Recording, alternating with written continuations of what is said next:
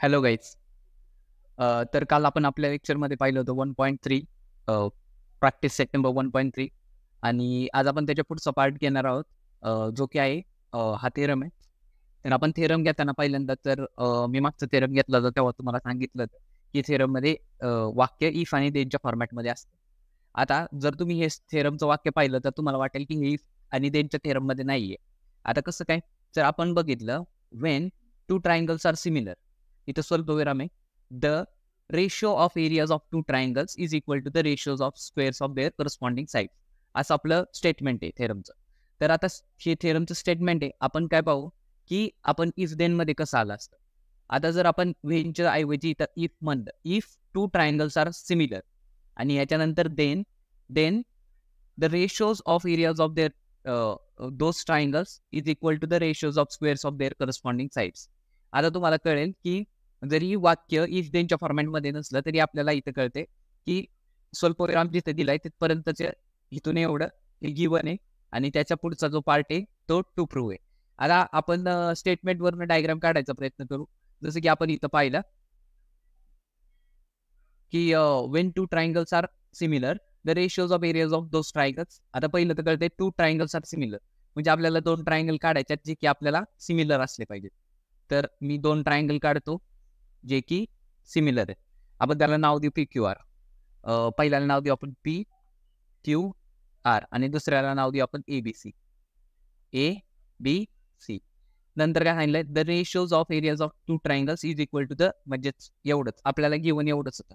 आता हे सिमिलर आहेत म्हणजेच याचा अर्थ काय होतो की हा अँगल बरोबर हा अँगल, म्हणजेच angle Q is equal to angle B, angle P is equal to angle A and angle C equal to R असं येणार आहे. आता तुम्हाला कळलं असेल मी असं का लिहिलं.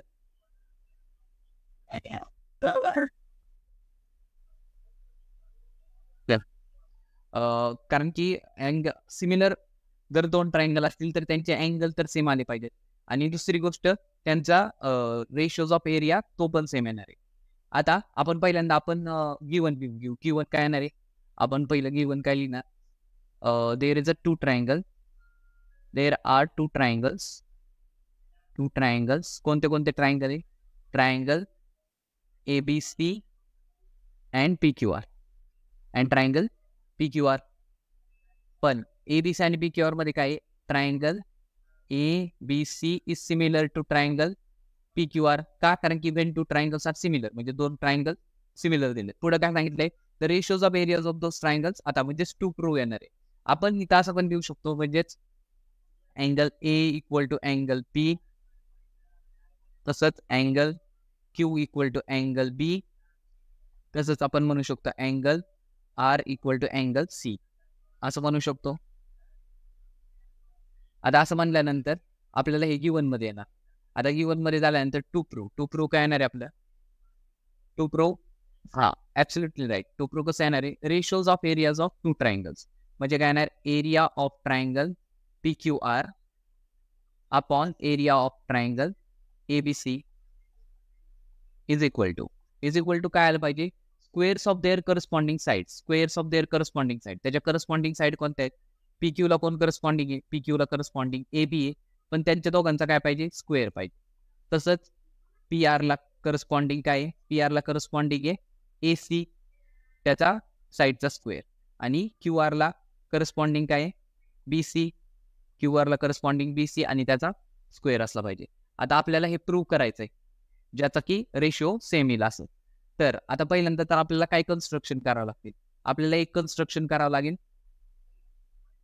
जे की परपेंडिक्युलर घ्यायचंय. कन्स्ट्रक्शन करायचं आपल्याला, आपण कन्स्ट्रक्शन ड्रॉ करून घेऊ. तर मी इथं पाहतो, इथं दिसेल तुम्हाला की मी पी मधनं एक ड्रॉ केला परपेंडिक्युलर आणि त्याला नाव दिलं यस, आणि ए मधनं जो परपेंडिक्युलर ड्रॉ केला त्याला नाव दिलं टी. हे दोन परपेंडिक्युलर म्हणजे काय, आपण P S is perpendicular to Q R. आपलं कन्स्ट्रक्शन झालं, P S is perpendicular to Q R and A T is perpendicular to B C. A T is perpendicular to B C. आता हे झाल्यानंतर आपल्याला आपलं प्रूफ स्टार्ट होणार. Proof कसं करायचंय, अगदी सोपं प्रूफ आहे. आता प्रूफ करण्याच्या अगोदर तुम्हाला कळलं पाहिजे की याच्यात कन्सिडर कोणते दोन ट्रायंगल करायचे. प्रूफ जर आपल्याला सुरुवात कशी करायची ते कळत नसेल तर आपल्याला इथं दिसतंय, आपल्याला टू प्रूफ मध्ये दिसते. आपल्याला काय केले, ratios of areas of two triangle केले. कोणते ट्रायंगल? PQR आणि ABC. तर आपल्याला जे माहिती आहे त्याच्यानुसार आपण लिहू शकतो, जेवढं काय लिहू शकतो ते लिहू. म्हणजे आपल्याला माहिती आहे एरिया ऑफ ट्रायंगल PQR, म्हणजे आता इथं पहिल्यांदा लिहायला पाहिजे let consider triangle PQR and triangle ABC. जर तुम्हाला हे रेशोज कसे घ्यायचे माहिती नसतील तर प्लीज तुम्ही क्लिक बटनवर क्लिक करून तुम्ही प्लेलिस्ट पाहू शकता. तिथे तुम्हाला चांगलं कंटेंट भेटेल आणि नक्कीच तो तुमच्या एक्झाममध्ये, तुमच्या समजण्यामध्ये, गणित समजण्यामध्ये बरेच प्रयत्न करेल, चांगले प्रयत्न करेल.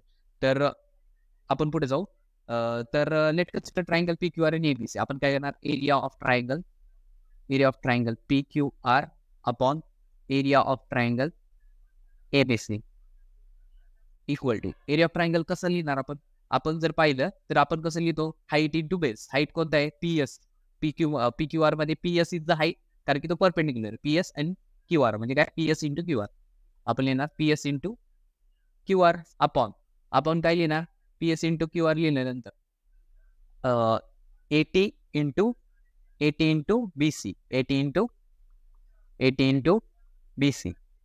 आता हे लिहिलं त्याला आपण कन्सिडर 1 नंबर करू. एवढंच काढता येतं आपल्याला, ह्याच्या पुढे काय करता येत नाही. आता दुसरी गोष्ट आपल्याला हे कळते की आपल्याला ह्या साईड आल्या पाहिजेत. PQ, AB, PR, AC अशा कोणत्या तरी साईड आल्या पाहिजेत, तरच आपण त्याचं काहीतरी करू शकतो. त्या साईड कधी येते? जेव्हा आपल्याला त्याचे आपल्याला रेशोमध्ये घेता येईल. पण रेशो कधी घेता येईल? जेव्हा आपल्याला दोन ट्रायंगल सिमिलर दाखवता येतील तेव्हा. आपण ही डायग्राम कॉपी केली.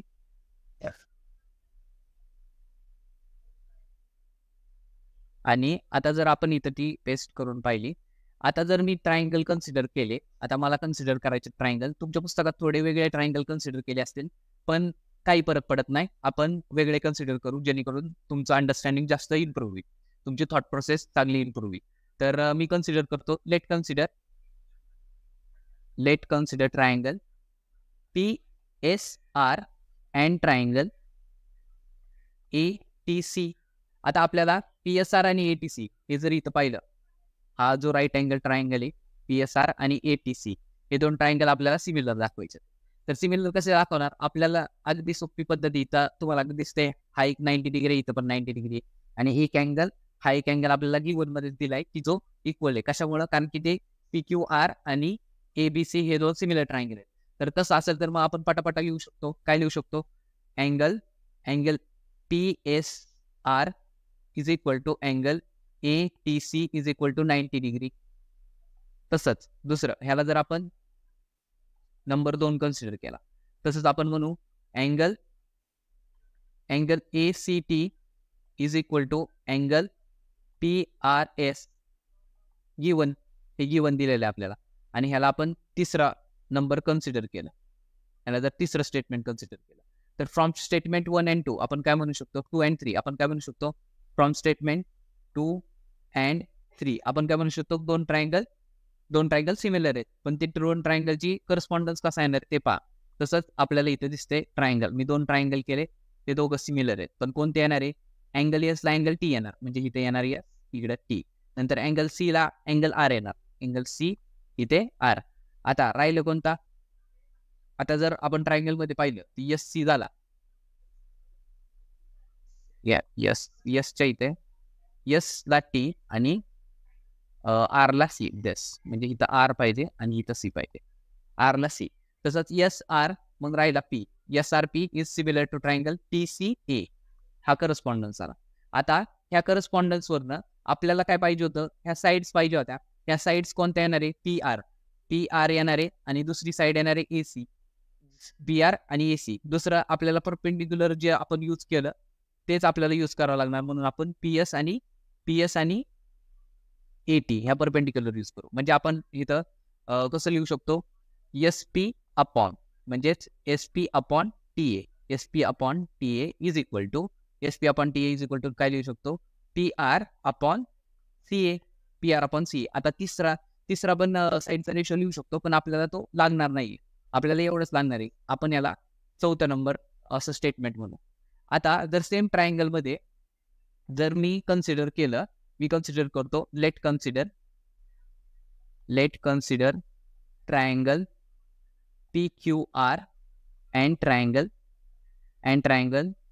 ABC. म्हणजे आपल्याला जे मेन ट्रायंगल आहेत मोठे तेच आपण कन्सिडर केले, तर आपल्याला बघा काय येईल. जर मेन ट्रायंगल कन्सिडर केले तर आपल्याला काय माहिती होतं, PR आणि AC हे दोन रेशो तर लागणारच आहे. पण आता आपण QR आणि BC अशा बदलू शकू. म्हणजे आपल्याला हे घ्यायचं आहे, PR upon AC is equal to QR upon BC. आता ह्याला आपण जर स्टेटमेंट नंबर म्हणू. आता किती आला हा? स्टेटमेंट नंबर 5 म्हणलं. आता जर आपण पहिलं पाहिलं तर इथं आपल्याला दिसतोय QR दिसतोय आणि दुसरं काय दिसतंय, BC दिसतोय. QR आणि BC दिसतोय. तसंच आपल्याला QR आणि BC इथं पण दिसतोय. म्हणजेच QR अपॉन BC ला आपण काय म्हणू शकतो, PR अपॉन AC. म्हणजेच पहिल्या स्टेटमेंटमध्ये जर आपण PS अपॉन AT इंटू आपण असं लिहू शकतो, म्हणजेच PR अपॉन AC असं लिहू शकतो. तसंच PS अपॉन TA ला आपण PR अपॉन AC किंवा CA असं म्हणू शकतो. इथं आपल्याला PS अपॉन AT दिसतंय, तसं लिहू शकतो. मी आता काय करतो, हे स्टेटमेंट 1 कॉपी करून तुम्हाला म्हणजे नीट लक्षात येईल. आता हे स्टेटमेंट नंबर 1 जर मी कॉपी केलं,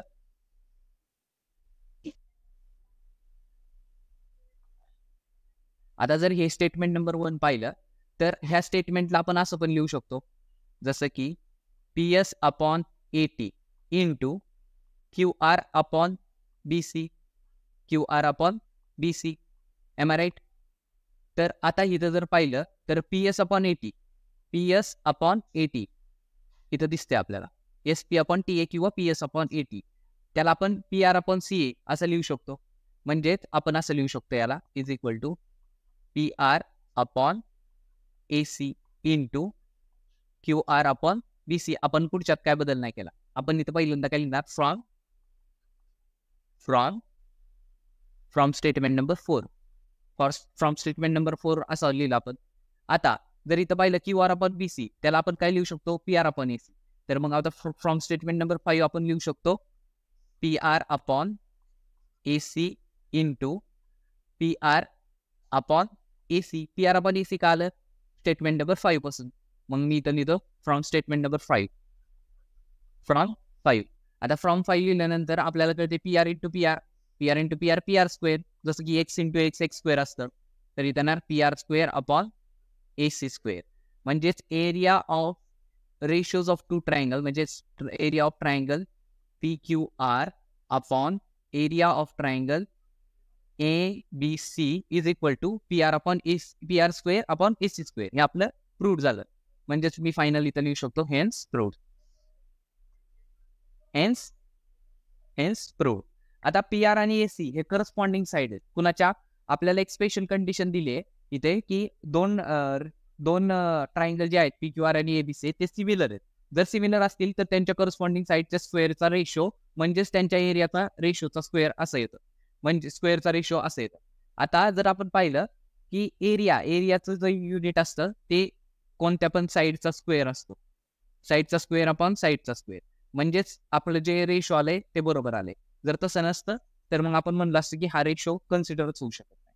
आता जो पुढचा पार्ट आहे तिथं आपण काय करणार, आपल्याला सगळ्यात करस्पॉन्डिंग साईड येणार आहे सिमिलरली. आपण खाली म्हणणार similarly we can prove that similarly म्हणायचं, we can prove that area of triangle PQR upon area of triangle ABC equal to, पहिला येणार PQ अपॉन AB, पण त्याचं काय येणार, स्क्वेअर येणार. स्क्वेअर कधी येणार, स्क्वेअर जेव्हा येणार तेव्हा जे ट्रायंगल सिमिलर असतील तेव्हा. आपल्याला सांगितलंय ते सिमिलर, मग आपण असं लिहू शकतो PQ square upon AB square. तसंच QR square upon BC square बरोबर PR square upon AC square. सगळ्यांचा रेशो सेम येणार आणि मग हे आपलं प्रूव्ह झालं, जे आपल्याला विचारलं होतं टू प्रूव्ह मध्ये. आता ह्या थेरम मध्ये लक्षात ठेवण्यासारखी गोष्ट एवढीच की जर ट्रायंगल दोन सिमिलर असतील तर त्याच्या करस्पॉन्डिंग साईडचा स्क्वेअरचा रेशो म्हणजेच त्याच्या एरियाचा रेशो होतो. ह्या थेरमवरती आपण काही एक्झाम्पल सोडू शकतो. जसं की आपण जर पहिलं एक्झाम्पल पाहिलं इथं जर पाहिलं की इथं आपल्याला काय दिलंय, triangle ABC similar to PQR. नंतर आपल्याला एरिया ऑफ ट्रायंगल एबीसी आपल्याला दिलाय, एरिया ऑफ ट्रायंगल PQR पाहिजे इथे. PQR दिलेलं आहे आपल्याला. इथं प्रिंटिंग मिस्टेक असेल कदाचित तुमच्या पुस्तकात, जर नसेल तर तुम्ही करून घ्या. तो PQR पाहिजे. Then find the value of ratio AB upon PQ.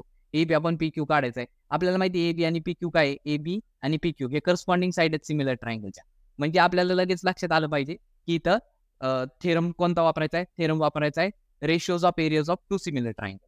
आपण काय घेऊ पहिल्यांदा तर गिवन लिहून घेऊ. आपल्याला इथे डायग्रामची काही गरज नाहीये, त्यामुळे आपण डायग्राम काढण्याच्या भानगडीत पडणार नाही. आपल्याला पहिलं गिवन काय दिसतंय, ABC similar to triangle PQR.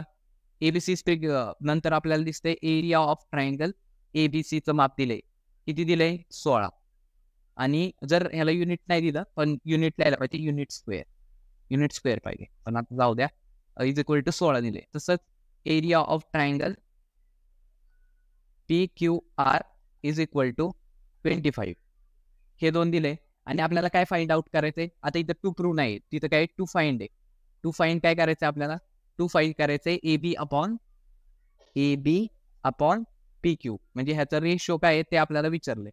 आपण हे गणित कसं सोडू शकतो, आता तुम्हाला कळलं असेल की आपल्याला आत्ताच शिकलेला थेरम वापरायचा आहे. काय करणार आपण थेरम मध्ये, let consider triangle ABC and PQR. Triangle ABC and triangle PQR. म्हणजे आपण काय म्हणू शकतो, आता area of triangle ABC upon area of triangle PQR is equal to काय लिहू शकतो. आता आपल्याला माप दिले इज इक्वल टू 16/25. म्हणजेच आपण काय लिहू शकतो, त्यांच्या करस्पॉन्डिंग साईड. आता आपल्याला करस्पॉन्डिंग साईड AB आणि PQ पाहिजे होती, म्हणून आपण लिहू शकतो AB square upon PQ square. आता इथं महत्वाची गोष्ट एवढीच आहे, इथंच मॅक्सिमम चुका होत्या, तिथं स्क्वेअर घ्यायचंच विसरतात मुलं. स्क्वेअर घ्यायचं विसरल्यानंतर मग त्यांचं पुढचं गणित चुकतं. तर मग लक्षात एवढं ठेवायचं की इथं घेताना स्क्वेअर घ्यायचा आहे. आणि याला कारण काय देऊ शकतो, by theorem of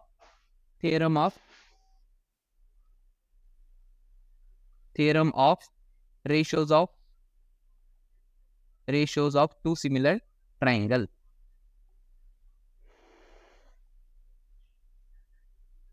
theorem of ratios of area of two similar triangle हे कारण येणार. आता हे झाल्यानंतर आपण पुढचं तर सोडू शकतो. आपल्याला दिसतंय इथं, म्हणजेच AB square upon PQ square is equal to 16/25 असं दिसतंय. आणि नंतर हे स्क्वेअर तिकडं जर पलीकडच्या साईडला गेलं तर स्क्वेअर रूट होतात, अंडर रूट 16/25. 16 म्हणजेच हा आपल्याला कळते की हे 16 AB upon PQ is equal to येणार 16 स्क्वेअर कोणाचा आहे 4चा, 25 5चा, म्हणजेच 4/5 हे आपला आन्सर आहे ना. हे आपलं फायनल आन्सर आहे AB upon PQ. AB upon PQ हे आपलं आन्सर. जर आपण दुसरं गणित पाहिलं तर आपल्याला काय काय गिवन दिले ते पाहू आपण. The ratios of the corresponding sides of two similar triangle is 2:5. म्हणजे आपल्याला करस्पॉन्डिंग साइड सिमिलरचं दिले ते दोन ट्रायंगल आणि त्याच्या करस्पॉन्डिंग साइडचा रेशिओ 2:5 दिलाय. नंतर आपल्याला दिले if the area of the small triangle is 64 and then what is the area of bigger triangle. तर आपण काय करू, आपल्याला इथे डायग्राम दिली नाही, आपण डायग्राम काढून घेऊ. आपण समजू आता आपण याला जर नाव दिली, ह्याला आपण नाव देऊ XYZ आणि PQR. XYZ आणि PQR आपण समजू हे दोन ट्रायंगल सिमिलर.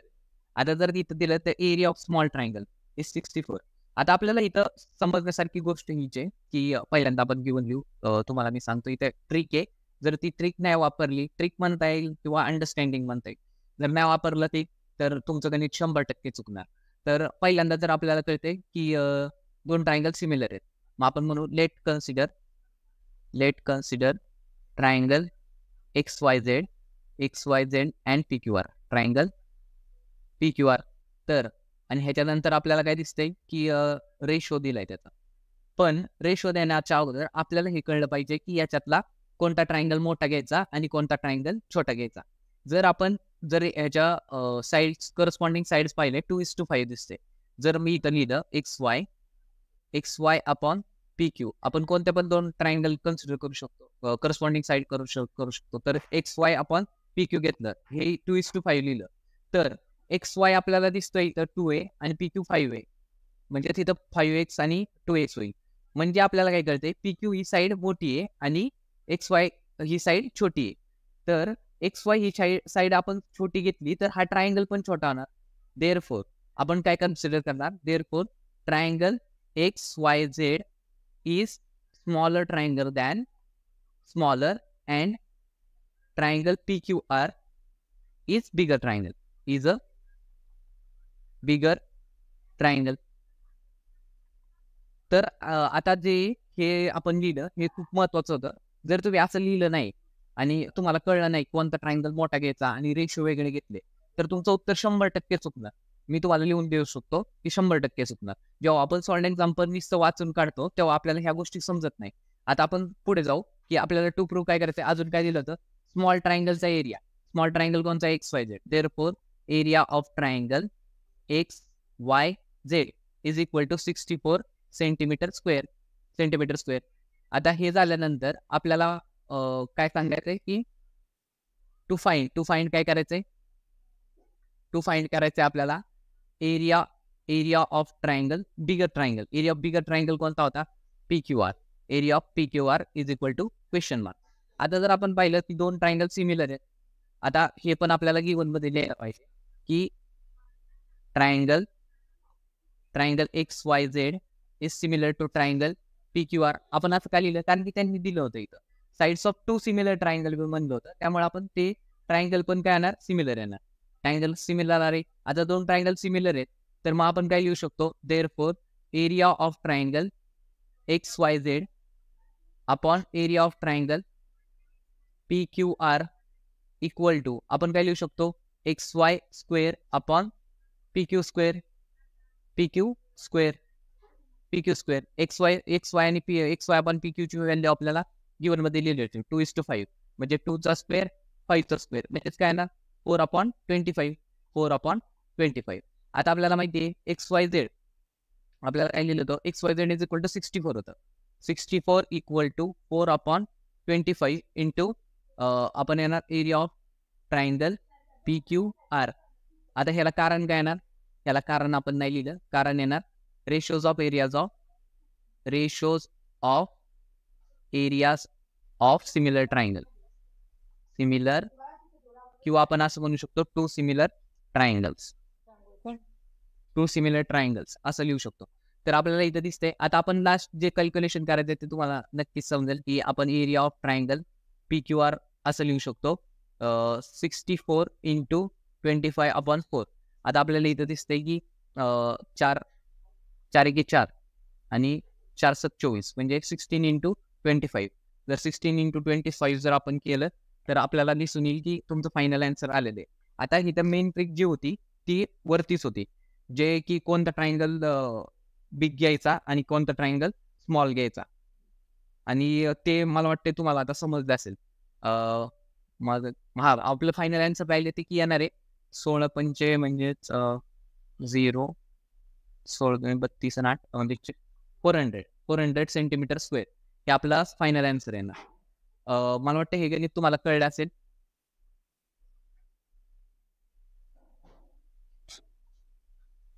जर आपण पुढच्या गणिताकडे गेलो तर आपल्याला सांगितलंय इन द ट्रॅपेझियम ABCD. आपण जर ट्रॅपेझियम कन्सिडर केला, आपण समजू हा ट्रॅपेझियम आहे. Trapezium AB is parallel to CD. Diagonal AC and BD आपण डायगोनल जॉईन करून घेऊ. डायगोनल AC म्हणजे हा पॉइंट इकडे पाहिजे, C and D. Diagonal AC and BD आपल्याला कळतं इथं diagonal AC and diagonal BD, हे दोन डायगोनल AC आणि BD. नंतर intersect each other at point P म्हणजे मधला पॉइंट P आहे.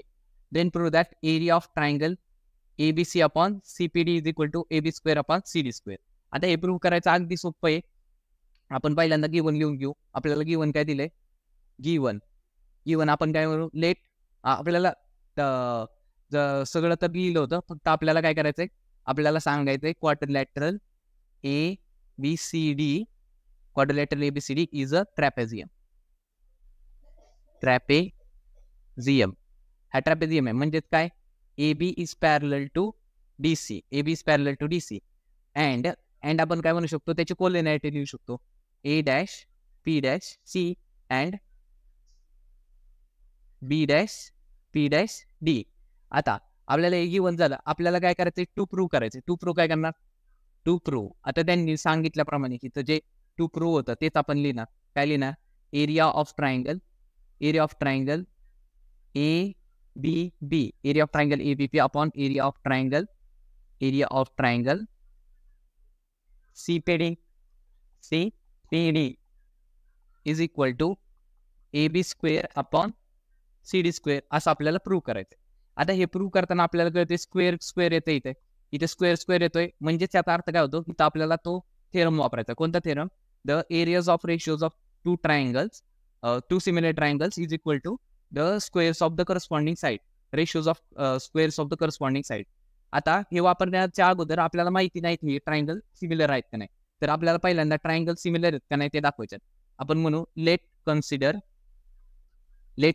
Triangle ABP and triangle CPD.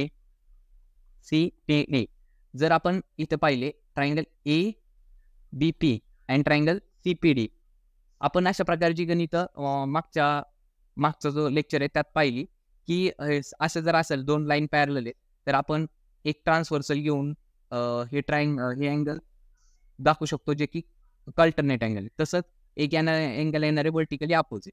तसं आल्यानंतर हे दोन ट्रायंगल सिमिलर होतील. तर आपण तसंच म्हणू consider AC as a transversal. जर AC ट्रान्सव्हर्सल झाली then angle BAP is equal to angle PCD आपण असं म्हणू शकतो. का म्हणू शकतो? कारण की ते दोन अँगल कसे आहेत? AB आणि AB पॅरलल आहे DC ला.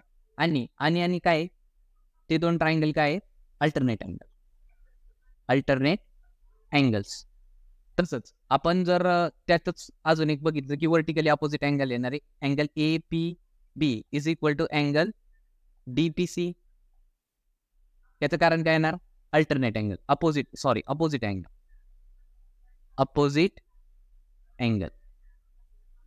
अँगल येणार आहे. आता इथपर्यंत जर समजलं असेल तर आपण असं म्हणू शकतो की ट्रायंगल. आता इथं परत करस्पॉन्डन्सचा विषय येणार. A to C म्हणजे ट्रायंगल A इथं येणार triangle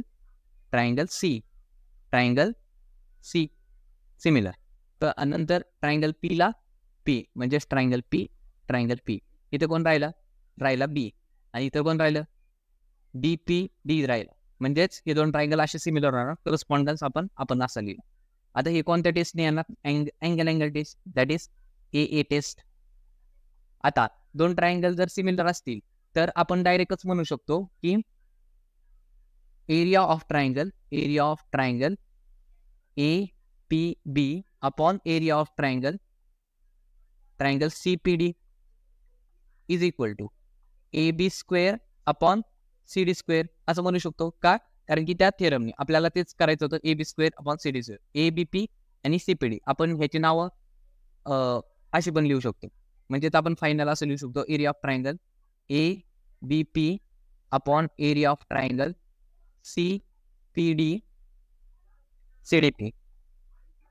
CDP is equal to AB square upon